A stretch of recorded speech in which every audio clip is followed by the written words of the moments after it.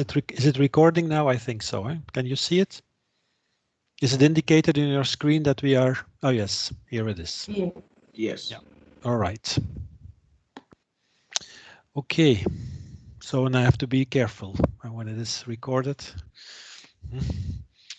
All right, I will put this aside. This is here just the promotion of this specific microfact training. I will skip that one, it's just promotion. But here I would like to show you something about the whole idea of microfact.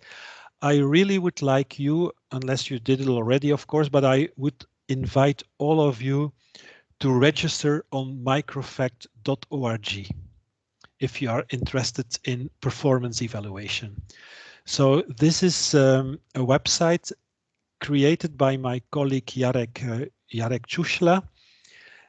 It's microfact.org is a joint initiative of BRS together with Luxembourg NGO ADA. So on this one, on Microfact, you can download tools for free. The microfinance fact sheet is one of the tools. The fact sheet compiler is another tool. Okay, I have to extend this one, otherwise I will. Sorry for that. I have to.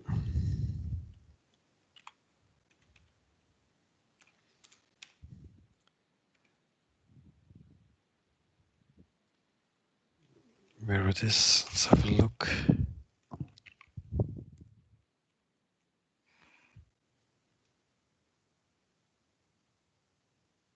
I'll put on some extra light in my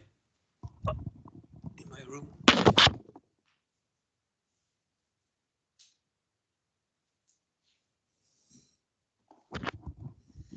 Okay.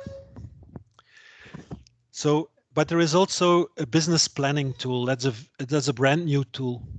So as you can see, the fact sheet is all about history, but there is also the microvision, and it's all about projections and business planning. And we have just started this month with the first e-learning platform, with the first training online.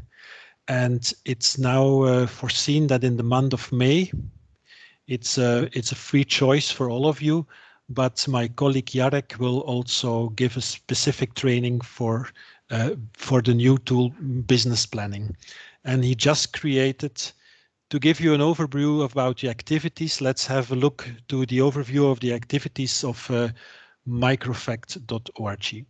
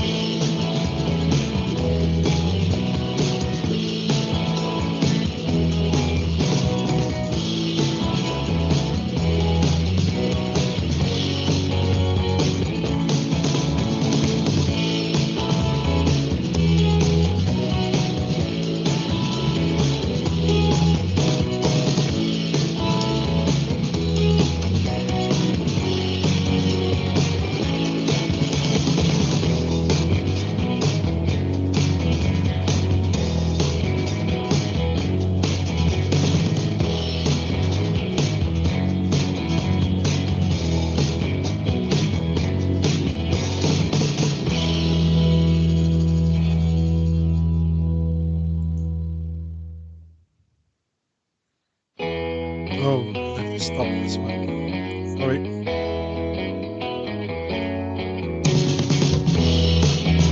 I have to stop.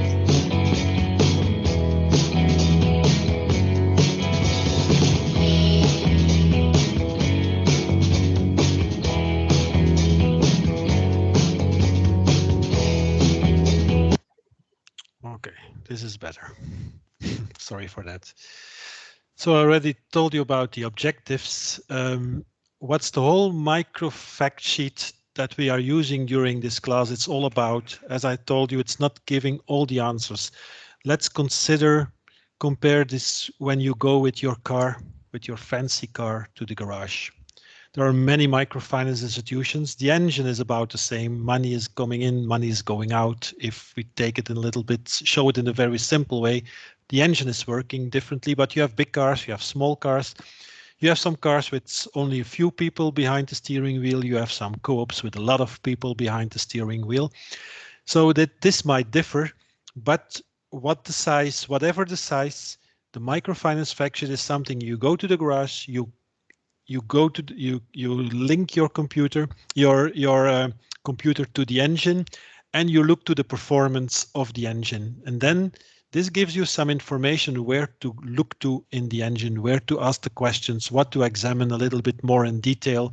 You know more about the performance, and as I told you already, it gives you all this information, and by bringing all this information together, you can work on the improvement of the performance of your car. This is where it's all about. Where is this exercise when looking to the transparency and performance analysis? There are different there are different steps to take. Of course, it all starts by having good information and to control this information, not only internally, but also externally. It's only at this moment when you have reliable data available that you can do the performance monitoring. So it's about step 4 in the whole process. Now you can compare yourself, the performance of your organization with other organizations. How it's done? It's done by benchmarking. Many organizations together, we look to all of their figures, we calculate some medians or means, and you can see how is your organization performing compared to the benchmark. I just want to make one thing clear here. One of the sometimes we asked on the exams in the past, is benchmarking an objective an optimum to reach, yes or no? And many students said, yes, this is the optimum we have to reach for. So it's not the case. So be aware, benchmarks are just an indication where the sector is, about the performance of the sector. In the best, you can say we have to beat the benchmark, but don't consider this as an objective on its own. It's giving you some background information, but it's just based on a number of figures. It depends also on the size of the number of organizations that are used for calculating the benchmark. So don't look too much to benchmarks on its own. It's just an indication. You have received an overview of all the indicators, and we have also included some benchmarks of the sector. For a few years, they are about the same. They are changing now. The benchmark for the portfolio quality with the COVID crisis will change dramatically. So it doesn't mean that you have to change your performance yourself. Then the next step, this is what we don't do. This is the whole rating assessment. This is what rating agencies do. They create their own indicators, let's say, to make it more comparable with others, to make other organizations comparable, and they just give a mark. They allocate a grade to the organization. So this is what we are not doing, but they only can do this because they compare organizations all in a similar way. So we are somewhere in the middle with this exercise.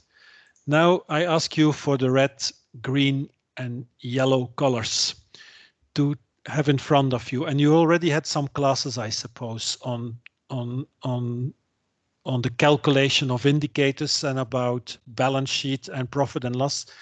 Am I right that this is already done by Professor Schmidt? Yes. Okay. As you say, as you know, I will not talk about financial statements, but I just want to know to what extent you are all already familiar with what you have, what you know already. So I have here some basic questions. Green, of course, you show when you think this is true. Red is the color you show to me when you think this is false. And yellow or orange you show to me when you say, actually, I don't know, or I'm doubting. Okay, so here you are in the class. This is what I can see on my screen. So the first question: equity is equal to assets less liabilities. Show me your colors. I see some red. I see some orange and a real orange here in front of me. I see some green. Yeah, all colors are actually in the room. Oh, so that's you have found very nice objects for this exercise. Now I will show the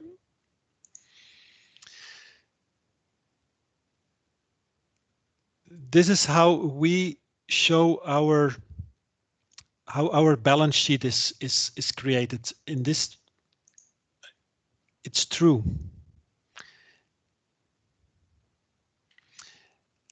Actually, when we show our balance sheet, I will take the fact sheet here in front of you. Let's go to the balance sheet. And I know there are sometimes, it's just to make sure that there are no misunderstandings. You have your assets, your total assets is the sum of liability and equity. So what we are asking, when you have total assets minus liability, you have your equity.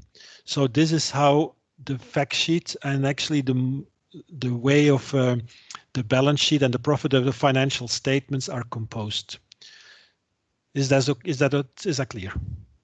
So you have the assets with all the information about how you are using your resources. The liabilities and the equity are your two resources. Liabilities, mainly the borrowed funds, the savings you have from your clients that you can use to give to give loans, and of course your equity can be shared capital, it can be donated equities, it can also be, of course, together with the reserve accumulated by your profit over the years. All right. Just show me a hand if you don't agree. I hope the next question is a little bit that you are a more uniform answer. What do you think about the next question? Restructured loans are liability.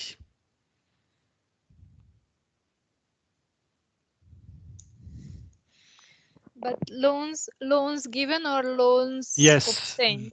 Loans given to clients. Loans given to clients. Otherwise, we talk about borrowings. When we talk about loans, it's to clients. And otherwise, we talk about borrowings when you have to take debt yourself. Okay. So what do I see here from colors? Mainly red. I see some orange. Is here somebody in front of me showing some bananas? Why are you doubting? I'm looking, I don't know the name. Is it Karin here? No, it's not Karin. Sitting with the orange in front of me. Here. What's your name? What's your name?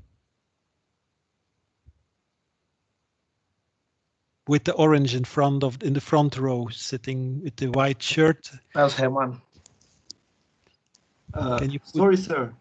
yeah, I just want to understand the concept clearly.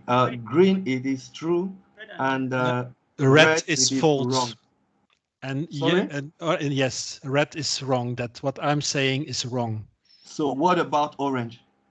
Is when you don't know. Okay. So why are you doubting about restructured loans and liabilities? Is it because of the wordings or? No, so this is red actually. Ah, this is red. Okay. Tomato. Okay. Then I understand. Here indeed, this is red. So liabilities are restructured loans to your clients is certainly not a liability. It's on the active side. Next question. Oh, yeah, sorry. Too quick. A positive result implies an increase in equity. So the answer is already shown.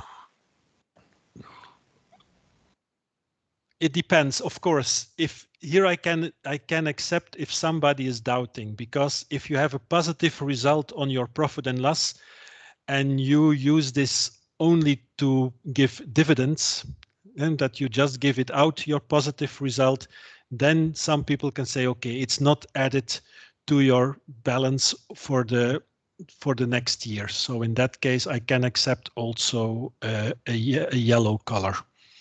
But normally when you have a positive result, you can increase your reserves, and reserves are part of your equity. The next question. You are all adepts, people who talked to Professor Schmidt, so I'm quite curious about this one. Yeah, this is what Professor Schmidt is doing very well. And provision for loan losses is an example of a non-cash item. Correct. Let's go to the next question. Now you have to read a little bit more.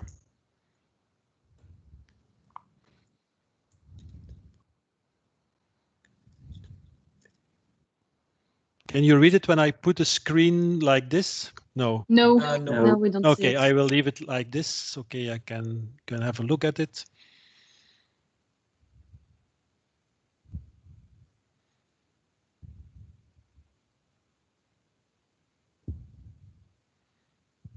Show me the colors.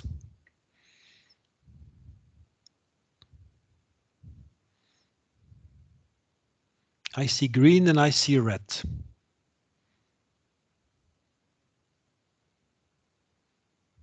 And the answer is, so it's divided. And so I see most green, I see some red. And people with the red jersey are all right, because this is false. And why is this false? Can somebody explain? You say? Yeah, because the balance sheet should be on a specific point of time, not during. Absolutely. Just be aware. If you look to, that's correct. It's during a specified accounting period. No, a balance sheet, and that's just to remember, a balance sheet is like a picture at a certain time. I know what is the number, let's say, what is the outstanding loan balance today. I take a picture and tomorrow I take another picture, and it's just at a certain moment in time you just take the picture. That's balance sheet.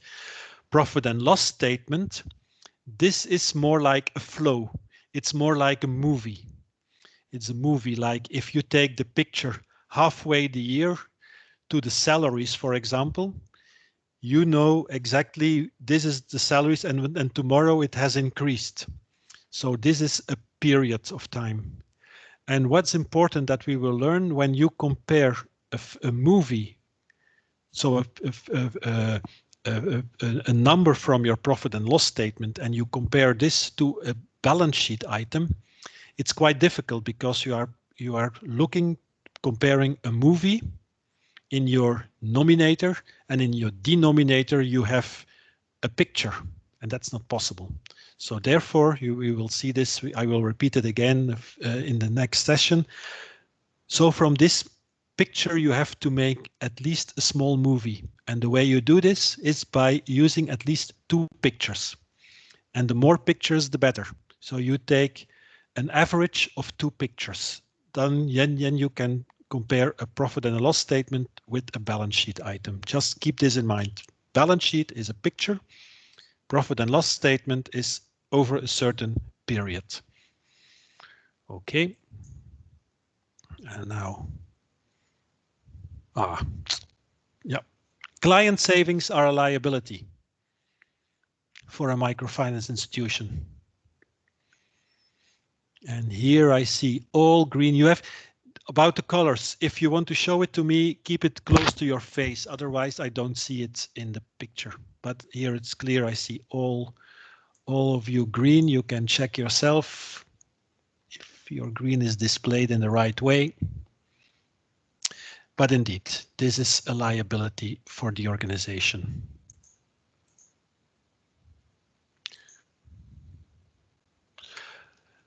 Loans received by an MFI represent revenue. Loan fees.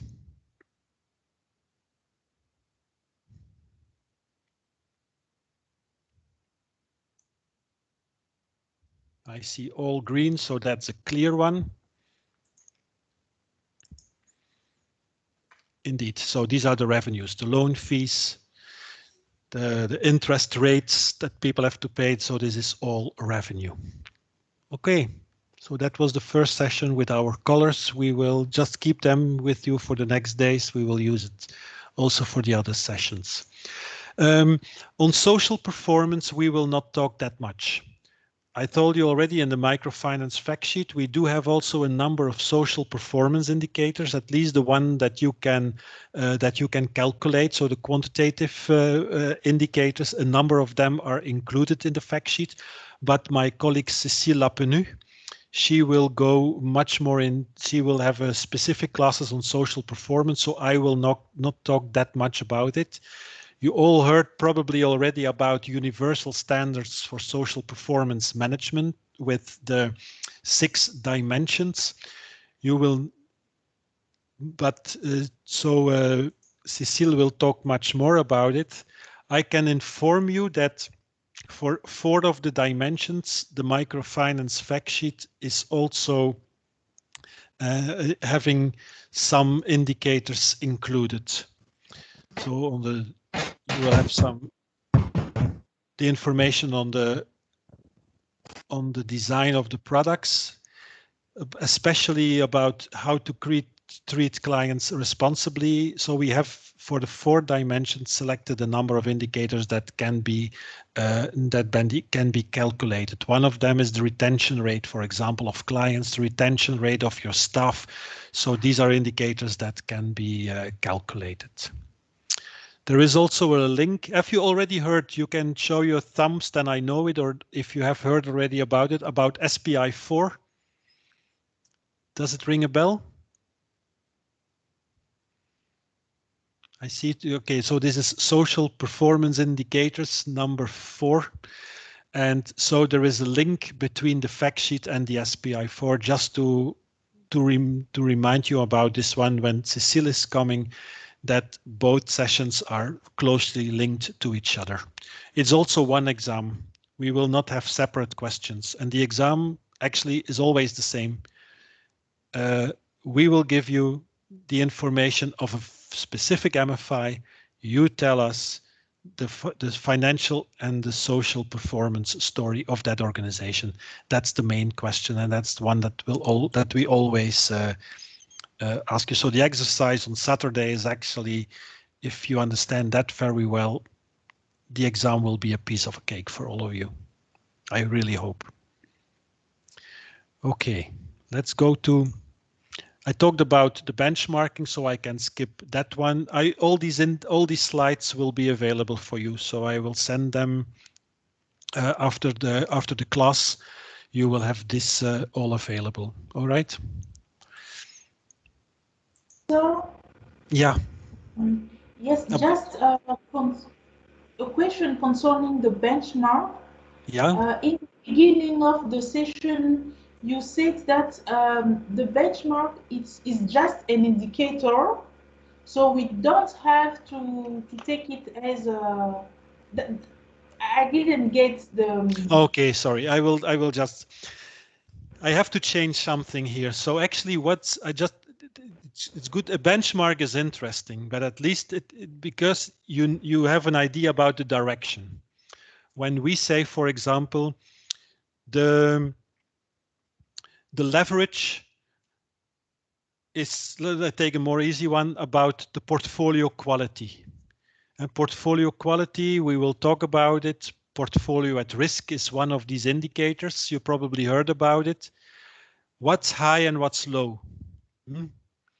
When I say to somebody who is not familiar with microfinance, and I say the portfolio at risk is 6% or is 10% or 15%, is this high or low? At least you need some idea, some direction.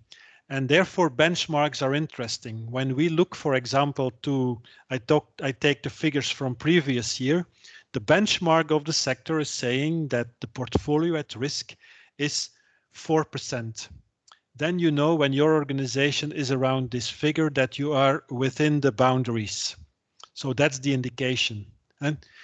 But you have also to understand that benchmarks are never fixed. They can change depending on the size. You have also to look, how is it calculated?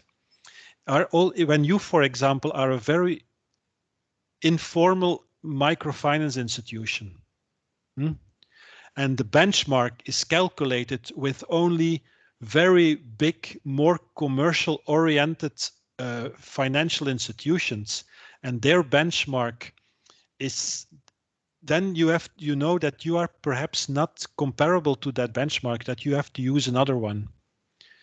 That's what I want to say. Just be aware that it's just a calculation by a number of microfinance institutions. And the problem in the sector today is we don't have good benchmarks.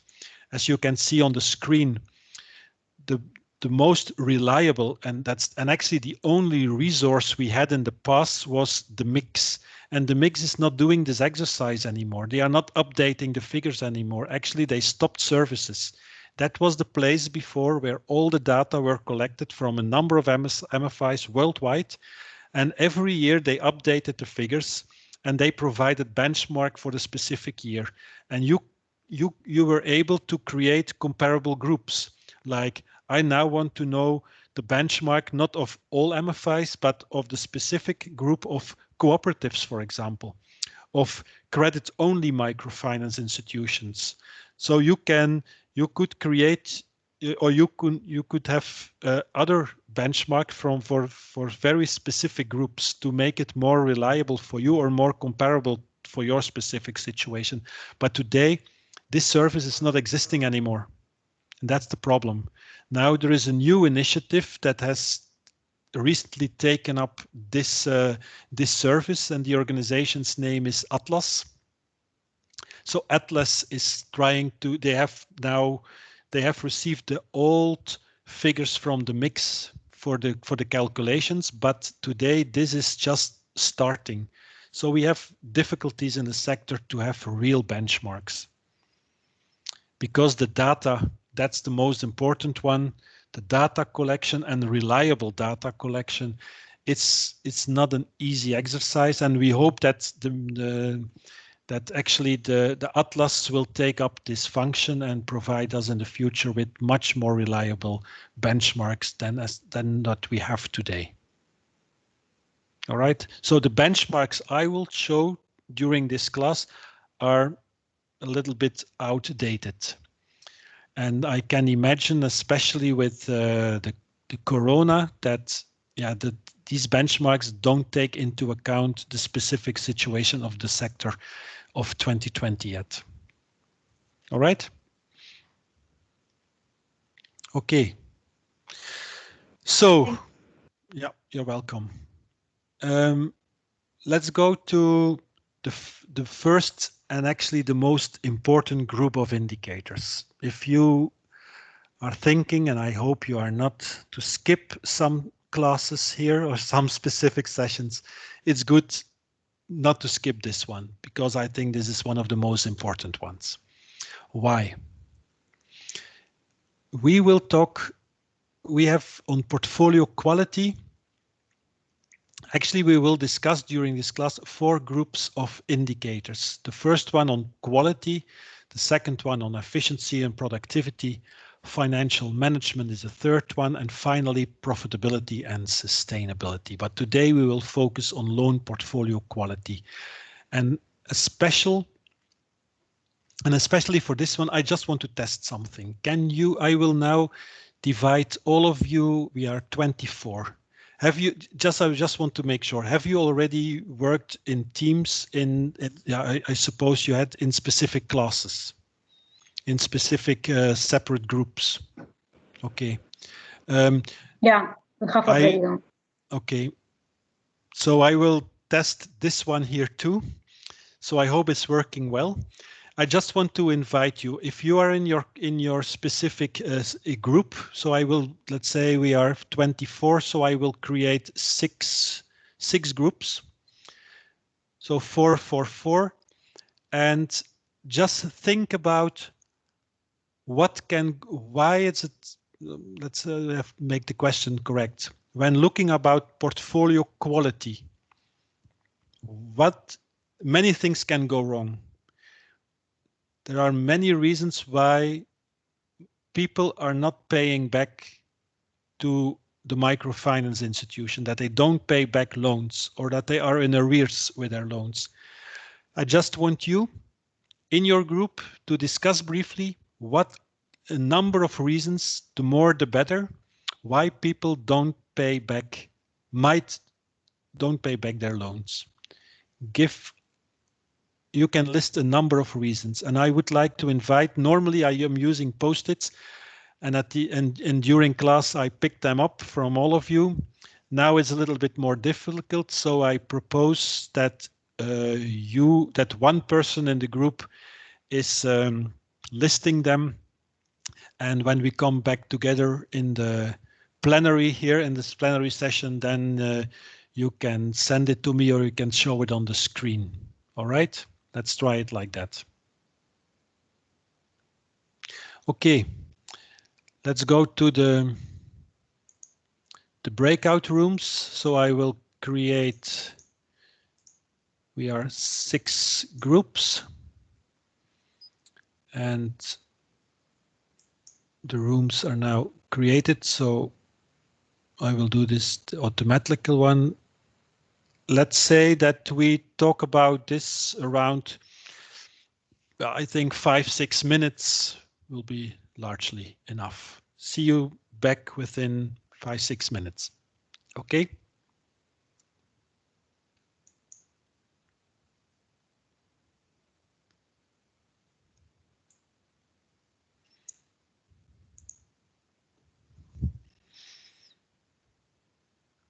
So it's opening.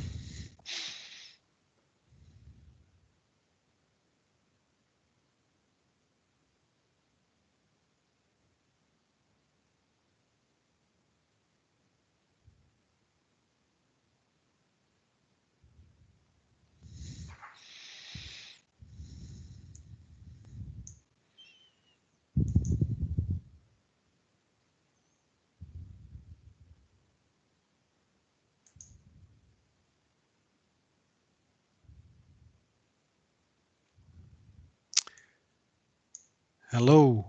Hello. You are the only one in the classroom. Actually, the reason for this is that we just, I don't know, you were in the classroom already, huh? Or have you just arrived? No, I was the one holding the red. Yeah, the one with the orange, huh? You With said red it was, orange. that was a tomato. You said it was red. Yeah, I remember. Yes. Now the reason, I just, how is it possible that you are not, you went in and out perhaps? No, I did not. Not? And why is it that you are not in one of these classrooms? That is what And I will just check if I can assign you to one of these rooms. Let's try if I can assign you to room 6. Because this one, do you know how this is working? if I can assign you to a specific class? Yes, you can assign me, but I've never tried that. Let's have a go. Let's say, so they are now in the group. Or can you select yourself the room you want to go to? I don't know if I have that. Can you select a room and say, I would like to join? Try to go on to room 6 if you can do it yourself. If you right click on room 6, can you do that? Yeah.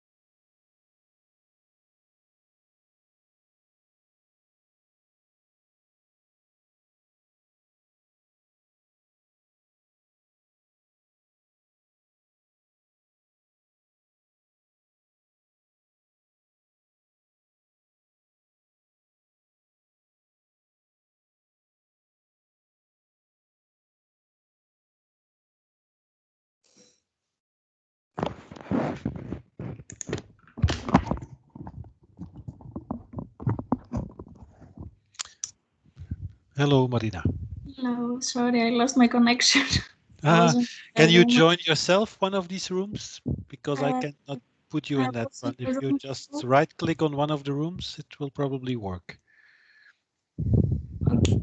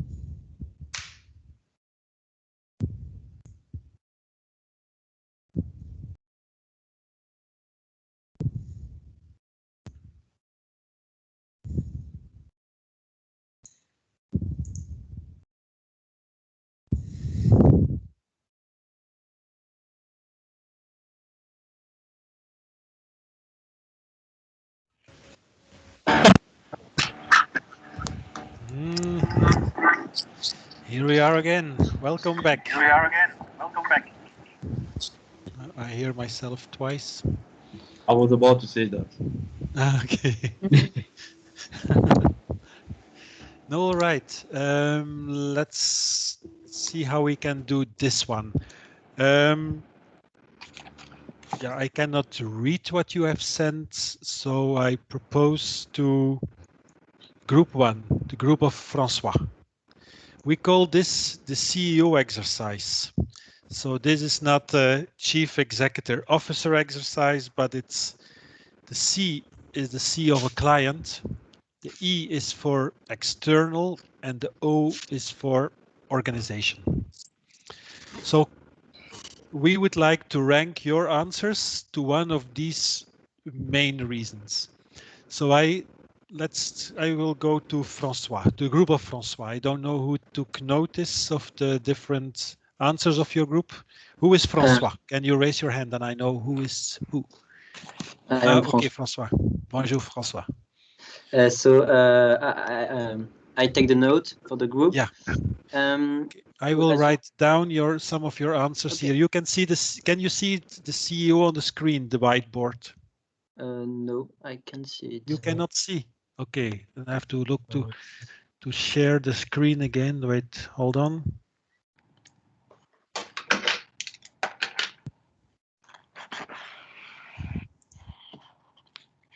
Is it now working?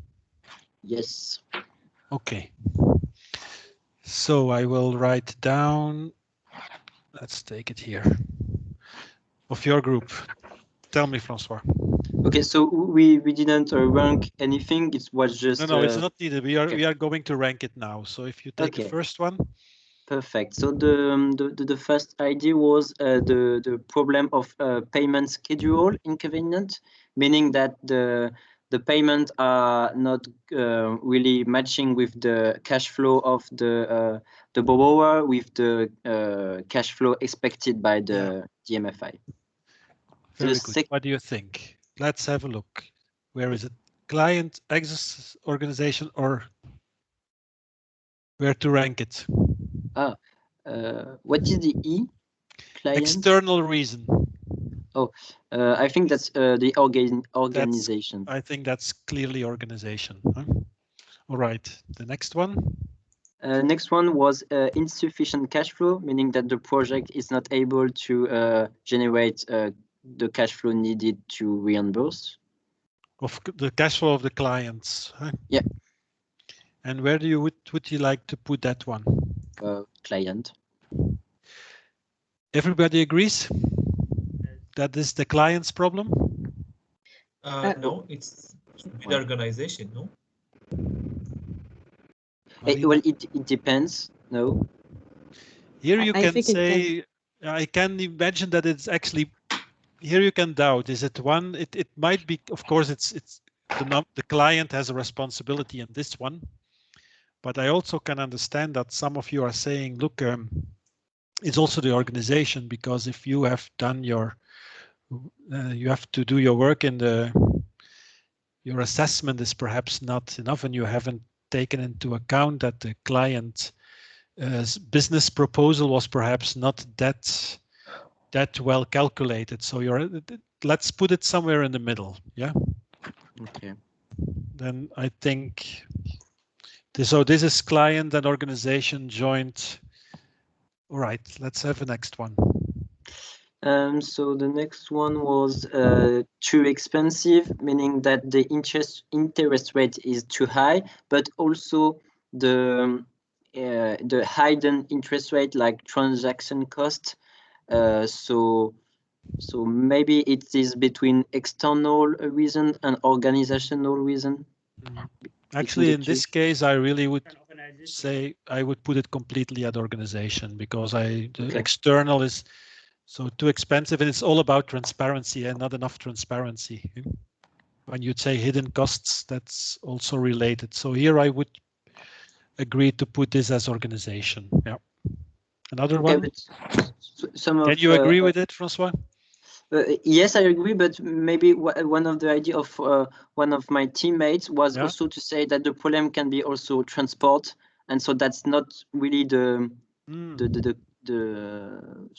organization is not responsible for the lack of structure or something like that. So of roads. But sorry, can you help me? Too expensive because of the roads? Can you that I don't understand very well.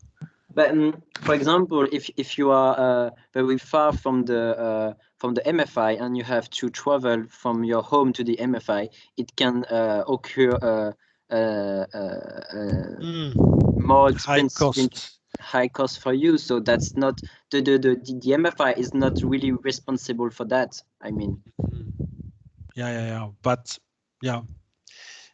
Even in that case, I would like to convince you that this is indeed an external circumstances that are indeed, but that actually this is full responsibility of an organization to find ways. If you cannot offer something to your clients that they cannot pay back because of the distance, and so in that case, we can discuss, but let's say it's mainly organization's responsibility, I would say.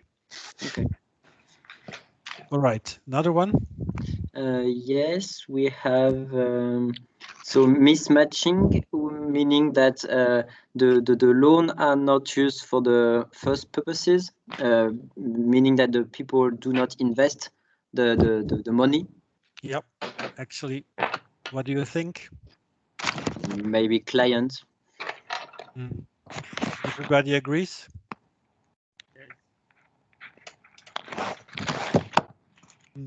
I think it's certainly client. There could also be a small response. I would say this is also related to follow-up of your organization. Right? Here I would say I put it more on the side of client, but I will take it also at the level a little bit higher, that is a joint. But certainly client has a huge responsibility in this one. So I put it more close to the client, but it's not 100% client. It's also organization who is not aware about it, that the people have asked for something and they are using it for other purposes. It's also something you have to take into account in your assessment and in your follow-up, I would say. Agree? Yeah. All right. Another one, Francois? Yes, maybe a last one was so it was lots of idea, but the idea was misunderstanding of what a loan is, maybe the lack of credit culture, and also the idea of politicizing the loan financing. So maybe it's a financial lack of understanding, so it's kind of the problem of financial literacy. So they don't understand what a loan was all about, and then suddenly they said, okay, this is, yeah, I understand. Lack of understanding of loan products, huh? Yes. And where will you put that one? Well, it's not only the fault of the client. I think it's maybe also on this level. Yeah, maybe an external thing, because it is also maybe just a question of culture and tradition. So I don't know. I think it depends of the country, of the area. So other opinions?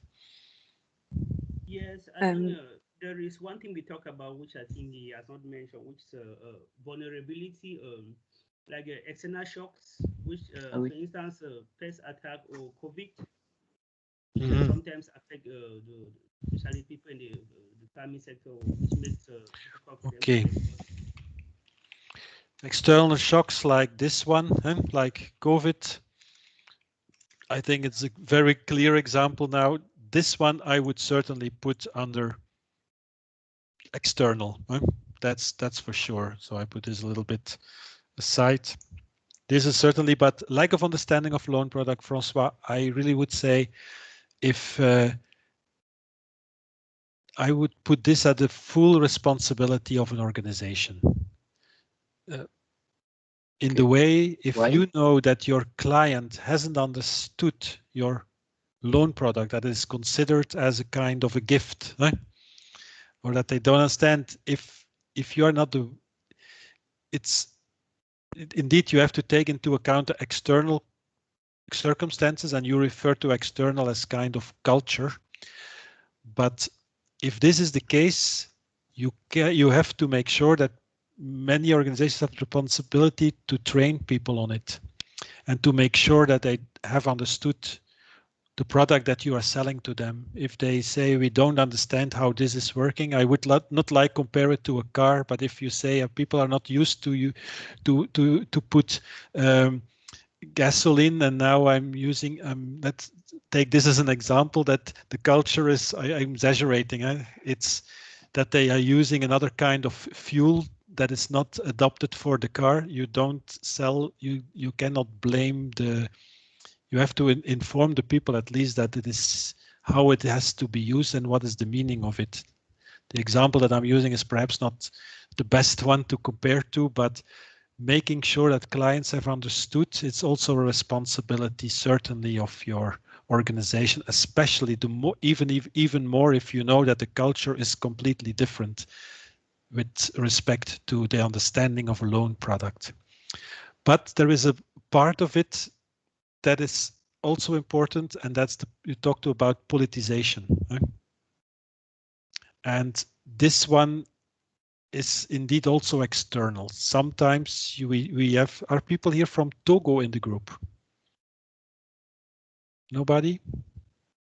Because especially in Togo, not especially, but we had a partner organization in Togo, and 2 years ago, during the period of elections, that was a very difficult period because the government was actually promoting loans, cheap loans, in let's say in the start of the elections, and they were actually forcing the microfinance institutions to provide loans that were to distribute loans to clients in a very easy way.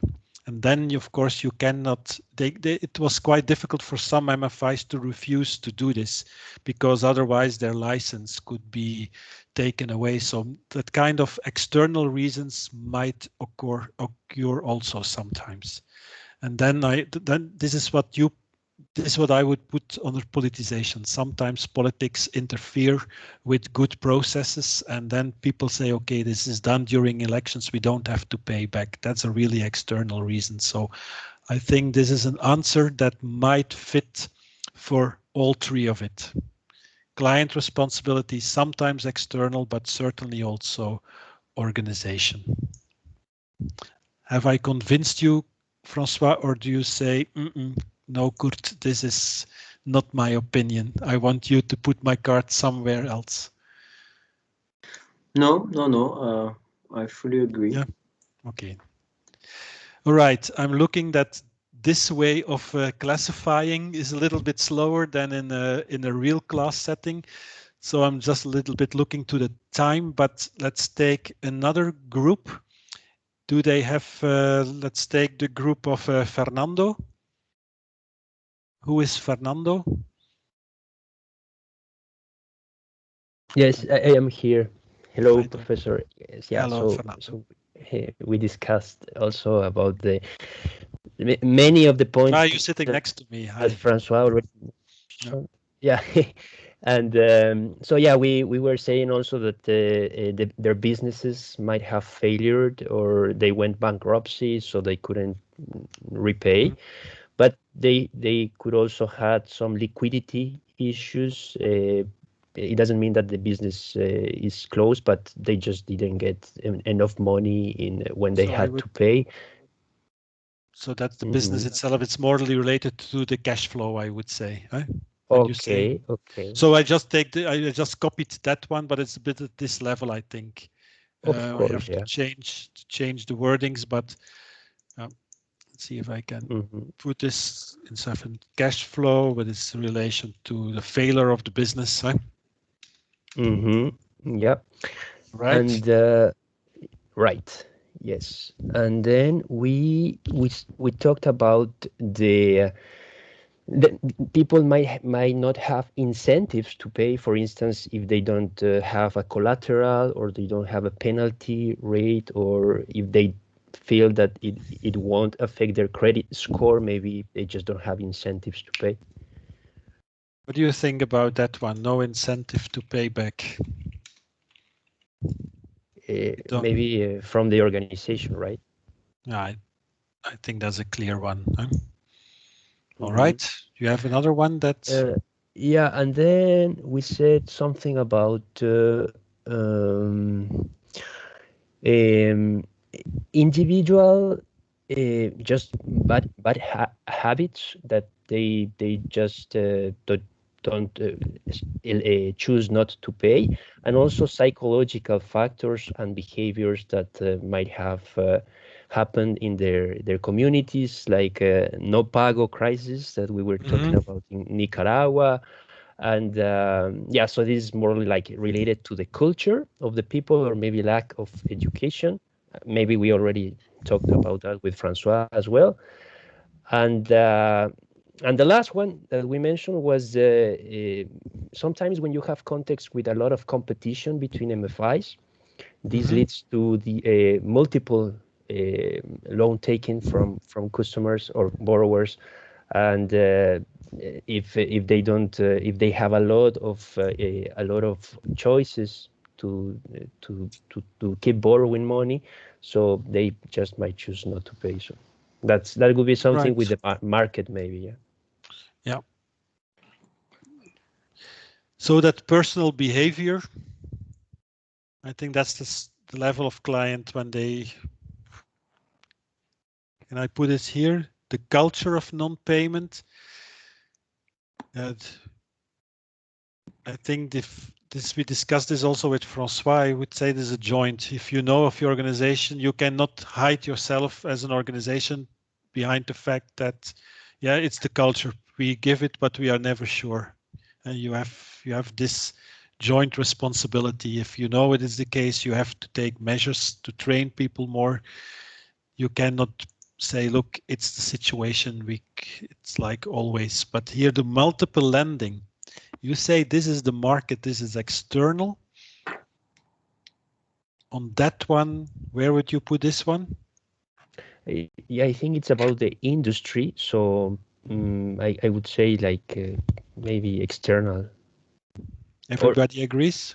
Or operations, maybe both. Yeah, actually in this case, I really would put this under, especially when you go to social indicators. Huh? You will see that avoiding over-indebtedness, it's all about responsible lending. Indeed, we had a lot of crises in the sector because of over-indebtedness. We had this system, especially at a certain moment. You had this in India with, I don't know how many years ago, but it was like organizations were actually organizing sessions. It was like you were saying, a lot of competition.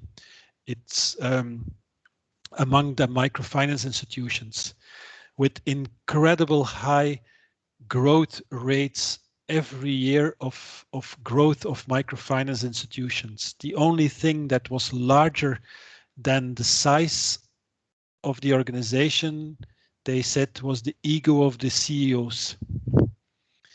They were at a certain moment, it was that hard that they were organizing sessions with one client having access to 5, let's say one organization came in, they provided loans to the client, the next organization joined just afterwards. So they knew in advance, actually this client is paying back with the loan of another microfinance institution.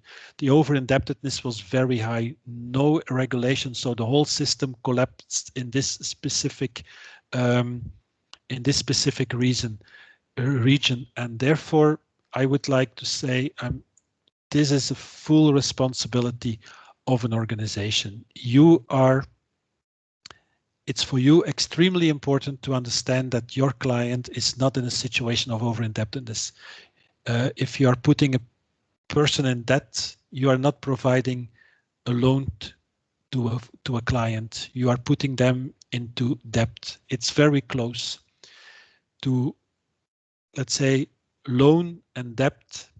They are perhaps the same and linked to the same family, but a loan is something that people can afford to pay back. When you put people in a situation that they are worse than before, it's a full responsibility of an organization. If a client doesn't reveal this information to you, at least you must know from other sources. And if they are not available in the country because of there is no credit bureau, for example, you have to find other ways. You cannot hide yourself as a microfinance institution behind the fact that there is no external organization providing that information. In that case, you have to use other resources.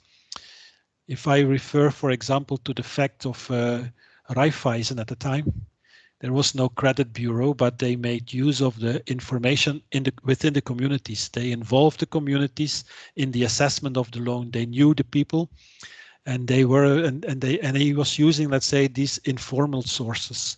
But this is a full responsibility of your own microfinance institution. Even if the external reason why you don't have systems are not in place, still, then you have to find for yourself another reason, another way of assessing that situation. I hope I've convinced you, Fernando. Yes, thank you. Yeah, you are allowed to say no to me, so that's not a problem, because it's your card, but that's where I've put it. I'm looking to the time. It's already 1 hour and a half. I would say, unless everybody really doesn't want to have a break, but at least to have a break of 15 minutes. Is that okay for you? Yes. So Yes. we see each other back within 15 minutes. Thank you. Thank you. Okay. Thank you.